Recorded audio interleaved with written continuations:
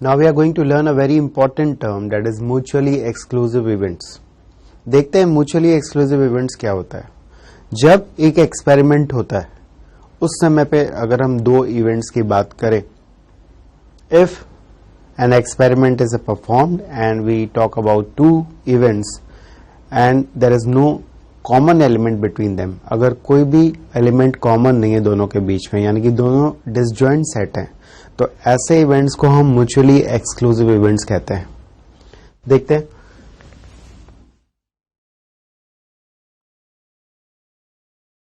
Mutually exclusive events, event A and B are said to be mutually exclusive when there is no common element. That means it is a null set. यूं भी बोल सकते हैं कि अगर A and B are disjoint set, अगर ये disjoint set है तब हम कहते हैं कि ये एक म्यूचुअली एक्सक्लूसिव इवेंट है। अब एक एग्जाम्पल के थ्रू समझें। ऐसे एक सैंपल स्पेस है, again when a die is thrown, A is an event, एक इवेंट है that outcome is an number multiple of 3। B is an event, outcome is a number which is even. C is an event, outcome is a number which is odd. Now here you can see there is a common element between A and B. A और B में एक common element है 6. So A and B are not mutually exclusive, but between B and C you can see there is no common element. B और C में कोई भी common element नहीं है, तो हम बोलेंगे B and C are mutually exclusive. Again, if you talk about A and C, there is a common element 3 between them. तो इसका मतलब हो गया कि ये दोनों म्यूचुअली एक्सक्लूसिव नहीं है। तो म्यूचुअली एक्सक्लूसिव तब होंगे इवेंट्स जब वो डिसजॉइंट सेट होंगे। हम यूं भी कह सकते हैं, जब हम एक एक्सपेरिमेंट परफॉर्म कर रहे हैं तो अगर आउटकम किसी एक ही इवेंट को फॉलो करे, यानी कि किसी एक ही इवेंट के अंदर हो, तब हम कहते हैं ऐसे इवेंट्स को म्यूचुअली एक्सक्लूसिव। अगर यहां पे 3 आ रहा है तो हम ये नहीं बोलेंगे कि A हुआ है, सिर्फ A हुआ है या सिर्फ C हुआ है, दोनों भी हो सकते हैं, because 3 is in both. But when you talk about A and B, अब यहां भी देखें, अगर 6 आएगा तो ये दोनों में है, लेकिन B और C में ऐसा कोई भी एलिमेंट कॉमन नहीं है, तो B और C कहलाते हैं म्यूचुअली एक्सक्लूसिव। अगेन जैसे देखें, if 3 fair coins are tossed, what are the outcome? Outcome क्या क्या होते हैं? There are 8 possible outcomes.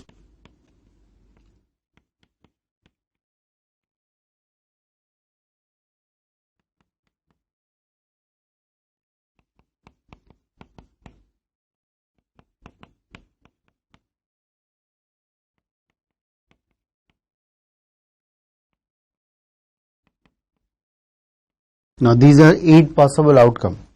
A is an event, एक इवेंट है जो कि बता रहे हैं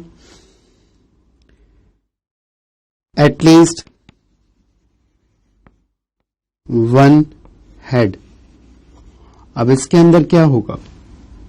इसके अंदर हैगा ये तीनों हेड, एक head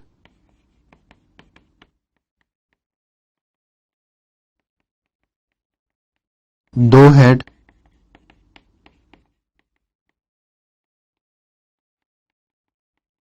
this. Again, B is an event which is denoting exactly one tail. अब B के अंदर क्या आएगा? This one and this one. Now these two events are not mutually exclusive. ये दोनों इवेंट जो हैं वो म्यूचुअली एक्सक्लूसिव इवेंट नहीं है, because you can see this is common, this is in both. अगर एक भी एलिमेंट दोनों में आ जाए तो हम बोलेंगे वो म्यूचुअली एक्सक्लूसिव इवेंट नहीं होते हैं. तो बहुत साफ है म्यूचुअली एक्सक्लूसिव का मतलब.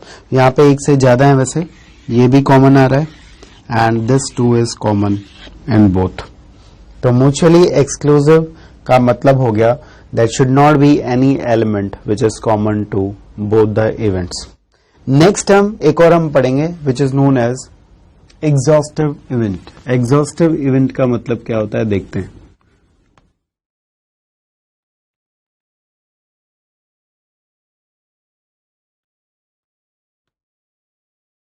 A set of event is said to be exhaustive अगर उनका यूनियन सैंपल स्पेस के बराबर है. That means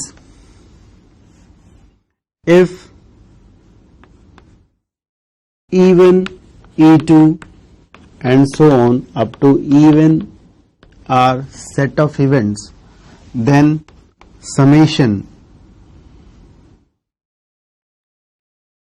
of this complete is equal to sample space. अगर ये sample space के बराबर आ जाए, इसका मतलब ये हुआ E1 union E2 union E3 and so on union En is equal to sample space, then these events are known as exhaustive events.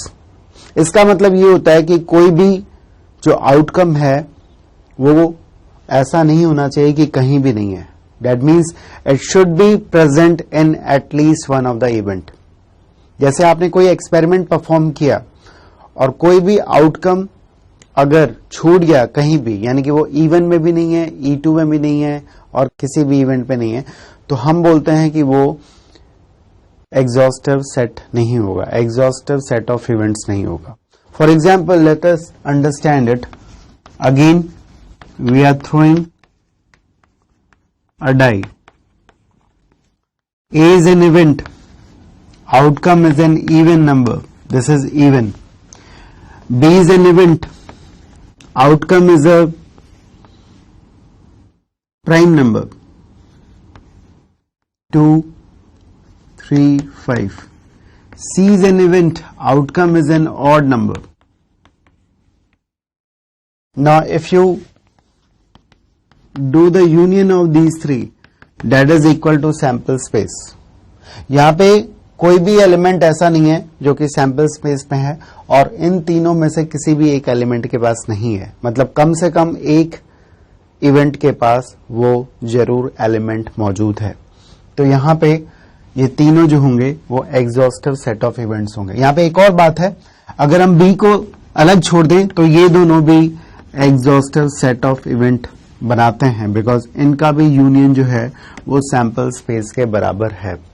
तो एग्जॉस्टिव सेट ऑफ इवेंट के लिए जरूरी कंडीशन ये है कि जो यूनियन होना चाहिए जितने भी सेट ऑफ इवेंट्स हैं वो सैंपल स्पेस के बराबर होना चाहिए. Now there is one more term, events which are mutually exclusive and exhaustive.